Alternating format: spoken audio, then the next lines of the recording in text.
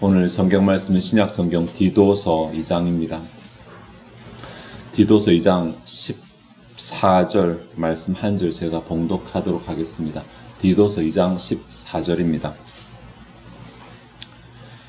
그가 우리를 대신하여 자신을 주심은 모든 불법에서 우리를 속량하시고 우리를 깨끗하게 하사 선한 일을 열심히 하는 자기 백성이 되게 하려 하심이라. 아멘. 디도서를 본문으로 하면 가끔 봉독 다 할 때까지 디도서가 어디 있는지 몰라서 찾으시는 분들이 있습니다. 잘 알지 못하는 성경이죠. 근데 디도서의 제목이 되는 디도라는 인물은 꽤 유명한 사람입니다. 우리가 바울의 영적인 자녀하면 디모데라고 다들 대답하실 건데 디도도 바울이 자신의 아들이라고 이렇게 말하고 있거든요. 영적인 아들. 굉장히 가까웠고 또 친한 동력자였습니다. 굉장히 신이 많은 동력자였어요. 디모데와 바울과 디도가 함께 사역을 한 것이 로마로 갇히고 나서 네 번째 전도여행을 할 때였는데, 네 번째 전도여행 사람 잘 모르시잖아요. 바울이 마지막에 자기가 스페인 가고 싶다고 말했는데 아마 바울에서 1차 투옥되고 해방 나왔을 때 스페인으로 갔을 거예요. 간 것으로 확실시되고 있거든요. 갔다가 돌아올 때 배를 타고 들어오는데, 지중해를 배를 타고 들어오면 그레데, 지금 크레타라고 하는 섬이 지중해 가운데 있습니다. 그곳에서 한번 정박을 하고 그곳에서부터 다시 이제 다른 방향으로 배를 갈아타고, 그래서 그레데를 들리게 됐어요. 막상 들렸더니 그레데 지역의 크레타 지역의 교회가 문제가 좀 많은 거예요. 근데 바울은 다음 일정들이 있어서 가야 되는데 이 문제를 어떻게 해결하지라고 하다가 디도를 남겨둡니다. 믿을만 하니까 네가 좀 이거 처리해라 라고 남겨두고 자기는 디모데하고 또 계속 항해를 하고 마게도냐로 갔다가 소아시아로 넘어갔다가 다시 마게도냐로 왔다가 이렇게 해야 되는데, 소아시아로 넘어가서 에베소에 갔더니 에베소가 또 다른 문제를 가지고 있는 것입니다. 안 되겠다, 디모데 너는 에베소에 남아있으라 라고 디모데에게 에베소를 맡기고 자기만 마게도냐로 다시 돌아오게 됩니다. 마게도냐 돌아왔을 때 디도한테 이제 편지를 쓰게 되는 것이 디도서거든요. 굉장히 짧은 성경, 3장짜리 짧은 성경이지만 디도한테 너 이렇게 해라 라고 크게 두 가지를 가르칩니다. 그래서 두 가지 때문에 많이 또 알려져 있는데, 하나는 직분자를 세우는 문제, 디모데서에도 직분자를 세우는 문제, 직분의 기준이 나오고, 다른 하나가 실제로 그 그레데 교회가 가지고 있던 문제를 해결할 수 있는 방법을 알려줍니다. 이 문제가 뭐였냐면 거짓 교사들입니다. 그레데 지역에 거짓 교사들이 있었어요. 거짓 교사들은 유대교 영지주의자들입니다. 독특하죠. 영지주의자들 들어보셨을 거예요. 유대교 들어보셨을 거예요. 근데 이곳에 있는 자들은 유대교 영지주의자들이었어요. 말은 굉장히 잘했던 것 같아요. 영지 일종의 철학이니까 말은 굉장히 잘했고, 유대교 출신이니까 아는 것도 좀 많이 있고, 아는 건 많이 있고 말 잘하니까 금방 교회 안에서 지도자의 자리를 차지하게 됐던 것 같아요. 그런데 이게 그레데만 아니었으면 그래도 이렇게 힘을 쓰지 못했을 수 있는데, 하필이면 이 장소가 그레데네. 왜? 그레데에 대해서 1장 12절 보시면 1장 12절입니다. 그레데인 중에 어떤 선지자가 말하되 그레데인들은 항상 거짓말쟁이며 악한 짐승이며 배만 위하는 게으름뱅이라 하니. 13절에 그 말이 옳다, 바울 인정하잖아요. 그러니까 이 교회가 뿌리를 내린 그 토양 자체가, 그레데 지역 자체가 일단은 거짓말을 많이 하는 동네였어요. 거짓말을 많이 하다 보니까 이게 말이 많잖아요. 말이 많고 말에 책임을 지지 못하는 그러한 사람들이 사는 사람들 때로서 교회가 구성됐으니까 기본적인 성향이 그들이 성화되지 않았을 때는 이 성향을 가지고 있을 거잖아요, 교회에 있는데.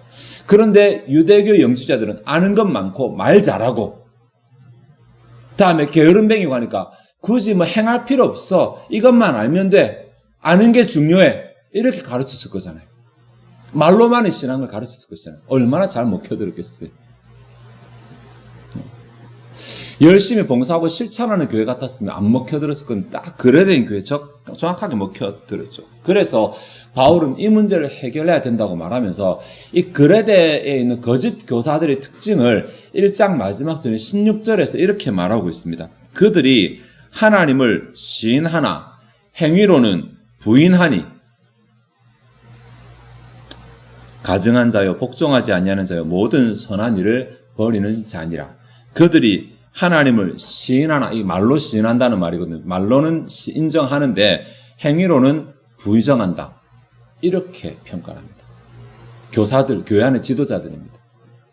이 문제를 어떻게 풀 것인가를 2장에서 말하는데 2장 1절 보시면 오직 너는 바른 교훈에 합당한 것을 말하여라고 되어 있죠. 네. 그러니까 바른 교훈을 말하라는 거잖아요. 바른 교훈을, 적합한 교훈을 말해라. 말하라는 명령이거든요. 명령 현재입니다. 그렇게 본다면 계속해서 말해라. 계속해서. 2장의 제일 마지막이 되는 15절 보시면 너는 이것을 말하고 권면하며 모든 권위로 책망하여 라고 나오죠. 여기에 말하고 권면하고 책망 다 현재 명령입니다. 말하라, 권면하라, 책망하라. 점점 강도가 세지죠. 일단 말하고 안 들으면 권위를 가지고 권면하고 그것도 안 들으면 강하게 책망하고 어떻게 해서든지 계속해서 이 바른 교훈을 가르쳐서 잘못된 교훈에 물들어 있는 그레데 교인들을 조금 회복시켜라 라고 이렇게 말합니다. 그러면 2절부터 14절까지의 내용이 그 바른 교훈이거든요. 바울이 말하는 바른 교훈. 이 바른 교훈을 계속해서 말해라. 바른 교훈인데 2절에서 14절까지 내용 가운데 오늘 14절은 마지막 부분이죠. 이제 사실 형식상 부연이지만 의미상 결론이라고도 말할 수 있는데 2장 14절 다시 한번 보시면 그가 우리를 대신하여 자신을 주심은 모든 불법에서 우리를 속량하시고 우리를 깨끗하게 하사 선한 일을 열심히 하는 자기 백성이 되게 하려 하심이라 입니다. 여기에 자기 백성이라는 이 단어, 이게 예전에는 옛날 성경에는 친백성이라고 그렇게 번역이 되어 있었어요. 그 번역이 훨씬 나았어요. 그 번역이 제목이 친백성이라고 말해놨잖아요. 왜냐하면 저기 친의 친자가 우리가 어떤 의미인지 감은 잡히면서도 이게 정확하게 뭔지 잘 모르시죠.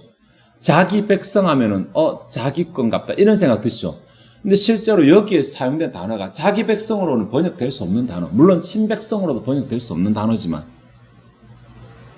제가 원어 말씀 잘 안 드리지만 오늘은 좀 드려야 되겠어요. 여기에 자기 백성의 자기라고 번역된 거, 자기. 우리 같으면 그의 정도 되겠죠. 그런 단어가 아니라 페리우쇼스라는 단어입니다. 네, 페리우쇼스. 이거 조금 헬라 아는 사람들은 바로 알 텐데 이 두 개가 합성된 단어거든요. 페리라는 전치사인데 뭐뭐 주위에 뭐뭐 둘레에라고 하는 전치사입니다. 우시오스는 에이미의 분사죠. 이거 존재하는. 네. 그러니까 이거 그대로 보시면 둘레에 존재하는 이런 말처럼 보이지만 그게 아니라 이게 어떻게 되냐면, 이거 옛날에 친백성이라는 양승원 목사님 지은 이 설교집이 있었어요. 이것 때문에 한국교회가 많이 오해하고 있는데, 그 양승원 목사님 어떻게 했냐면, 이게 우리가 가운데 존재하고 하나님이 우리 둘러 진쳐주시는 이런 그림을 그렸어요. 동그란 데 가운데 점 하나 찍혀있는. 그래서 우리는 하나님의 특별한 보호를 받는 존재들이다. 이렇게 해석을 했어요. 근데 실제로 그 단어는 그런 뜻 없습니다. 예, 저도 모를 땐 그런 줄 알았어요. 근데 그런 뜻 없고 사실은 이것은 둘레 넘쳐나게 존재하는 것, 가치가 있다라는 거예요. 가치가 있다라는 거예요. 네, 내 주변에 우리는 넘쳐나게 존재하면 가치가 없다고 생각되잖아요. 그거는 있는 것이 넘쳐나면 가치가 없어요. 어디서 볼 수 있냐면 사막에서 물이 넘쳐난다고 생각해 보세요. 사막에 오아시스들이 하나씩 있는데 어느 오아시스는 물이 넘쳐나. 그럼 그 오아시스가 가치가 있을까 없을까요? 있겠죠. 그런 개념으로 가치가 있다는 거예요. 이게 좋은 것이 풍성하다는 얘기예요. 그러니까 굉장히 가치가 있다는 거예요. 성경에는 딱 한 번밖에 안 쓰였어요. 그래서 이 단어가 뭔지 성경에서 다른 곳에서 번역된 단어를 찾을 수는 없는데, 그런데 감사하게도 70인역에는 몇 번 나와요. 오늘 또 어려운 말이 죄송하네. 70인역이 뭐냐 하면 원래 구약 성경은 히브리어로 기록이 됐잖아요. 내용은 몰라도 뭔지는 몰라도 히브리어로 기록이 됐고 신약 성경은 그리스어로 기록이 됐잖아요. 헬라어라고 하잖아요. 그런데 기원전 300년 때부터 시작해서 200년 대인데 기원전 3세기에 히브리어 성경 못 읽겠다. 이거 우리가 읽을 수 있는 헬라어로 좀 바꿔보자 라고 해서 번역을 합니다. 이집트 알렉산드리아에서. 그 번역된 성경을 70인역이라고 불러요. 그러니까 사실 신약 성경이 아니라 마태, 마가, 누가요 없습니다. 거긴 창세기, 출애굽기, 레위기가 있습니다. 헬라어로, 당시에는 신언어죠. 헬라어로 구약을 읽을 수 있는 성경을 번역해냅니다. 실제로 이 70인역은 신약에 굉장히 많이 사용되거든요. 근데 70인역에서 구약의 특정 단어를 이 단어로 번역합니다. 페리우시오스라는 단어. 백성은 라오스거든요. 호 페리우시오스 라오스 혹은 호 라오스 페리우시오스 이렇게 번역을 합니다. 그러니까 구약에서 가져올 수 있잖아요. 구약의 이 용법이 이제 어쨌든 페리우시오스라는 말과 라오스 백성이라는 이 두 개 합쳐진 것이 4번이 나오거든요. 출애굽기 19장에 한 번이 나와요.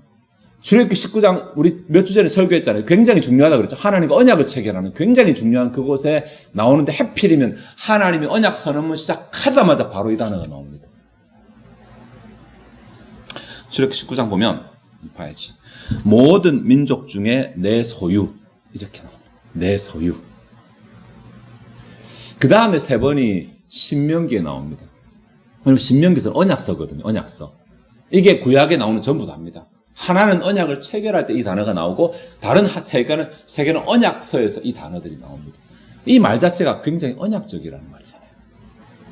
이게 뭐 친백성이든 자기 백성이든 우리나라 말로는 정확하게 번역이 안 되는데 어쨌든 이 용어는 굉장히 언약적인 배경을 가지고 있는 용어라는 것입니다. 그런데 언약적인 배경은 신명기 3번 가운데 2번은 그냥 만민 중에서 자기 기업의 백성이라고 썼는데 한 번이 참 재미있게 잘 번역했어. 오늘 우리가 생각해야 될 것처럼 신명기 26장 18절에 보면 여호와께서도 내게 말씀하신 대로 오늘 너를 그의 보배로운 백성이 되게 하시고 이렇게 보배로운 백성. 네, 이게 오늘 우리 뉘앙스에 맞는 번역입니다. 보배로운 백성. 그 페리오시오스라는 말은 아까 제가 가치 있는이라고 하는 가치 있는 하나님의 가치 있는 소유물 하나님의 보배로운 소유물 이런 뜻입니다. 이건 어떻게 번역해? 우리는 하나님의 보배로운 소유물 이거 되긴 되네요. 근데 성경을 번역할 때 이 단어의 정확한 뉘앙스를 조금 살리지 못한 아쉬운 면이 있어요. 네. 그러면 자, 우리는 하나님의 참 보배로운 존재들입니다. 하나님의 백성인데 보배로운 존재들, 하나님 언약을 체결한 굉장히 좀 귀하고 가치 있고 보배가 있는 이런 존재들입니다.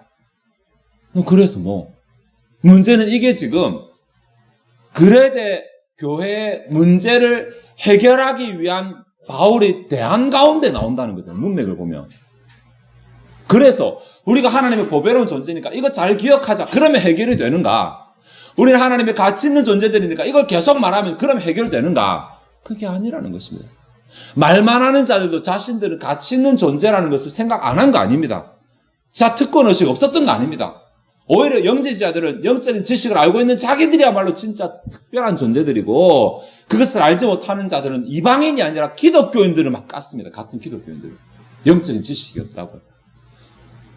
그러니까 이 말 그들이 하는 말이랑 애들이랑 똑같은데 라고 생각하실 수 있는데 문맥을 살펴봐야죠. 이렇게 우리가 보배롭고 가치 있는 존재라고 말하는 의도가 뭔지 왜 그렇게 말하는지 본문에 나와 있는데 사실 우리가 보배롭고 가치 있는 존재니까 우리는 이런 복을 받았고 저런 은혜를 누리면 되고 이런 말 하면 좋겠지만 디도서는 그런 말 아예 안 합니다. 그게 관심 없어요. 물론 우리가 복을 받아 누리고 은혜 받는 존재들이지만 실제로 디도서가 관심 가지는 내용은 그래 이렇게 하나님 앞에 가치 있고 보배로운 존재들의 특징이 뭔데 여기에 관심 가집니다. 그들에게서 드러나는 모습이 뭔데 여기에 관심 가지는 것입니다. 14절 보시면 선한 일을 열심히 하는 이게 친백성의 특징이에요. 저는 자기 백성보다 친백성이 좋아 친백성이라 쓰겠습니다. 선한 일을 열심히 하는 예전에 선한 일에 열심히 내는 그렇게 되는데 열심히 하는 이것이 특징입니다. 어떻게 알 수 있냐면 한글 성경으로 선한 일을 열심히 하는이라고 번역했지만 열심히 하는에 해당되는 단어가 사실 형용사거든요. 이거 다 기억 안 하셔도 좋습니다. 헬라 아는 사람만 생각하세요. 뭔가 사람을 표현할 때 헬라어는 우리는 단어가 어휘가 굉장히 발달해서 이렇게도 표현하고 저렇게도 수식하고 하지만 헬라가 쓰이는 이때만 해도 언어 체계가 지금처럼 발달하지 않았어요. 그래서 뭔가 표현할 때 정체를 표현할 때 특징을 표현할 때 행동을 표현할 때 어떻게 구분하지? 품사로 구분했어요. 정체를 표현할 때 명사 쓰고 특성을 표현할 때 형용사 쓰고 동작을 표현할 때 동사를 썼어요. 네. 그래서 어부입니다 라고 말하면 정체잖아요. 명사 씁니다. 고기 잡고 있습니다. 행동 나타내면 동사 씁니다. 동사 분사로 만들었습니다. 이런 특징이 있어요. 다 까먹으셨습니다. 어쨌든 본문은 형용사를 쓰고 있어요. 그런 특징이라는 거예요. 하나님의 친백성의 특징이라는 거예요. 하나님의 보배롭고 가치 있는 그 존재도 하나님 특별히 소유로 삼으신 이 사람들의 특징이 뭐냐면 선한 일을 열심히 하는 자들이에요. 아니 하는 자들이면 정체가 되니까 선한 일을 열심히 하는 특징을 가지고 있는 자들이라고 그렇게 말할 수 있습니다. 네. 여기에 선한 일을 열심히 한다 단어가 형용사이기도 하지만 뜻이 참 재밌는데 이 단어와 연관되는 성경의 다른 곳에 나온 단어 열심당이라는 단어가 한번 나와요. 열심당. 네, 이거 영어로는 질투라는 말로 아주 발전합니다. 이 단어가. 그러니까 단순하게 노력하는 이런 차원이 아니라는 거예요. 질투의 뉘앙스 있거든요. 그래서 이거 아니면 안 된다라는 배타적인 마음으로 열심히 내는 말입니다. 이거 안 하면 안 된다라고 하는 배타적인 마음으로 열심히 내는 이 정도 되거든요.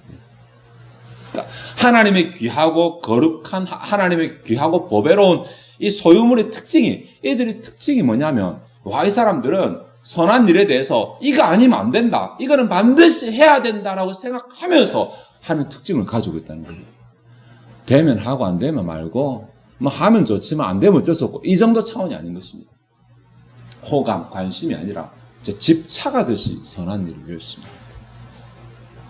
선한 아가더스 이것은 하나님 앞에 하나님의 기준에 합당한 이라는 뜻이거든요. 하나님 기준에 합당하다고 생각하는 일에는 좀 과하게 목숨 걸고 열심히 합니다. 네.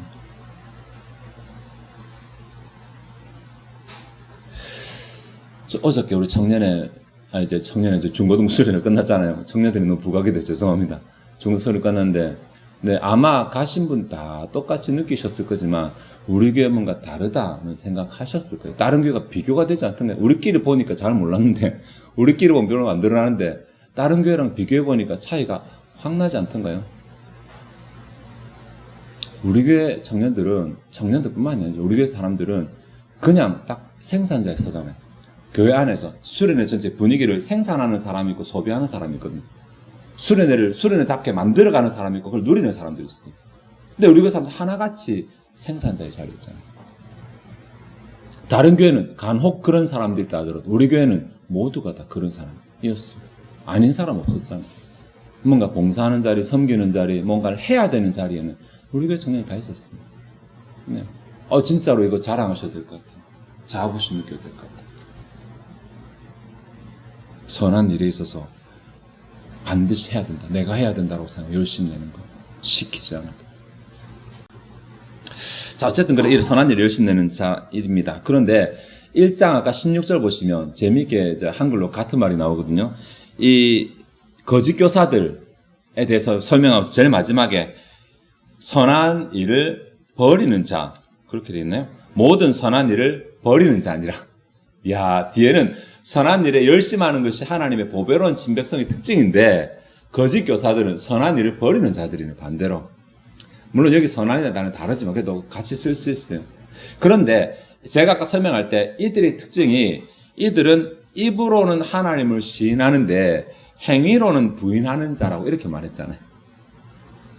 이것이 선한 일을 버리는 자예요. 그러니까 입으로 시인하는 자체는 선한 일의 기준에 해당이 안 되는 거예요. 우리가 찬양할 때 예배할 때 말로 하나님 높이고 영광 이거는 기준이 안 되는 거예요. 거짓 교사들도 다 그렇게 하니까. 어디서 판가름 나냐면 선한 일을 하느냐 하지 않느냐 여기서 판가름 납니다. 말만 하고 행동하지 않는 신앙은 안 돼요. 하나님 앞에서 보배로운 존재다운 가치 있는 존재다운 삶이 아니에요. 말을 하고 말대로 행동하는 신앙이 보배롭고 가치 있는 그러한 특징을 그러한 삶을 보여주는 자라고 할 수 있어요. 여기 부인한다, 행위로는 부인한다라고 말하는데 부인한다 이 단어는 사실 이제 거절한다라는 단어, 거절한다. 행위니까 행동이니까 행동하기는 거절하는 거죠. 예배 시간 참 거룩하고 교회 나오면 참 거룩하고 또 말할 때 참 거룩한데 막상 행동이 필요한 자리에는 안 가는 거예요. 거부하는 거죠. 나 바빠서 안 돼. 나 일이 있어서 안 돼. 나 힘들어서 안 돼. 별다른 특별한 게 아니고 바로 그거예요. 바로 그거. 누군가가 나서서 노력하고 누군가는 몸을 써야 되고 누군가가 일해야 되고 이런 자리에는 피하는 거예요. 이거 하나님의 친백성의 모습 아닙니다. 본문이 그렇게 말하잖아요. 선한 일을 이거 아니면 안 돼. 내가 안 하면 안 돼라는 심정으로 열심히 내는 사람이 하나님의 친백성이라고 말하잖아요.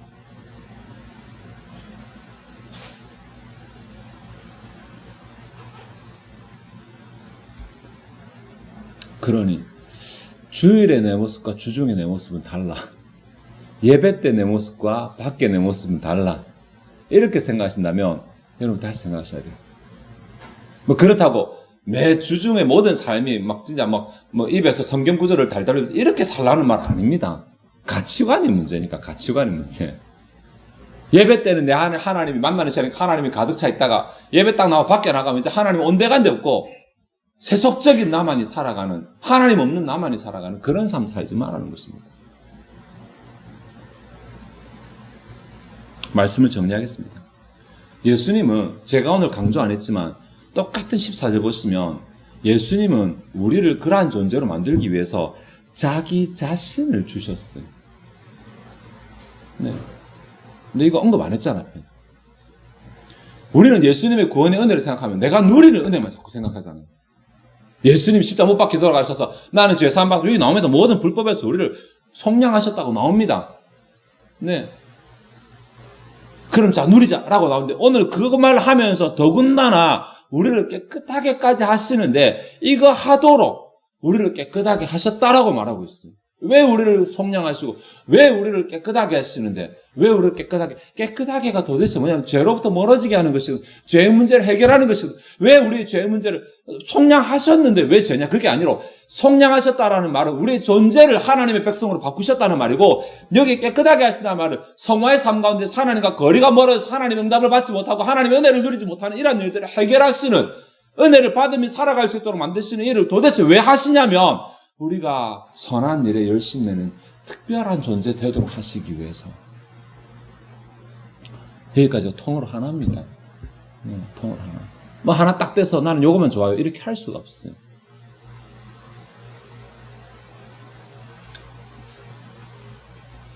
하나님이 귀히 여기시는 사람, 하나님이 가치 있게 보시는 사람 되고 싶다면 앉아서 하나님 저는 사랑해요. 하나님 사랑해요. 이렇게 한다고 하나님이 가치 있게 보시는 사람 안 됩니다. 그건 성경이 말하는 방법 아니에요. 찬양 크게 하고 기도 많이 하는 게 안 됩니다. 네. 결국은 어디서 결정나냐면 결국은 삶에서 결정납니다. 결국은 삶에서.